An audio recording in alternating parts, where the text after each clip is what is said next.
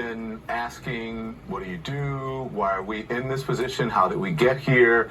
This next story encapsulates exactly where we are in this country. How different people feel about taking names and statues down. This is not just about Baton Rouge, Louisiana, okay? But that's where this took place. Is an activist sharply criticizing a Baton Rouge, Louisiana school board member who defended naming a school after Robert E. Lee and who then appeared to be online shopping during a hearing on the topic. That school board member, her name is Connie Bernard, said that she wanted to keep the name to honor the school's legacy. She also encouraged people to do more research into Lee's history.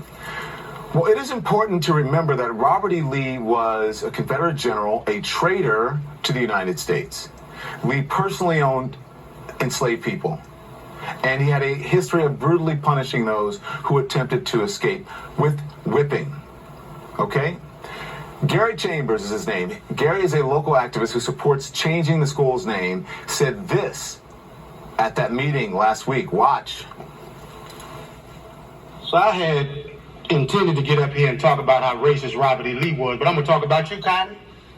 Sitting over there shopping while we talking about Robert E. Lee.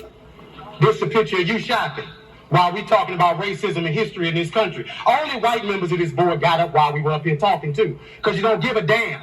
And it's clear. But I'm going to tell you what the slaves, my ancestors, said about Robert E. Lee, since you don't know history, sister. Let me tell you that they said when he got the plantation, after he got off the field where 27,000 people died at Gettysburg, Connie, Robert E. Lee was a brutal slave master. Not only did when he whooped the slaves, he said, lay it on them hard. After he said, lay it on them hard, he said, put brine on them so it'll burn them.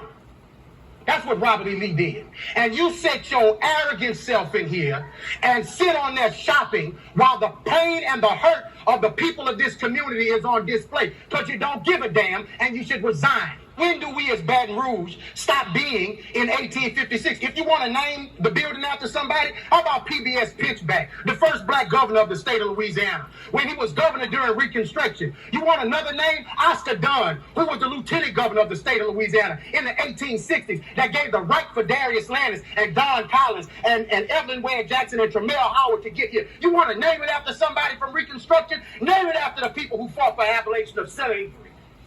If you want to name it after somebody, honor the right people, the people who are on the right side of history. But it's your ancestor that the school is named after. So you're holding on to your heritage. But we built this joint for free.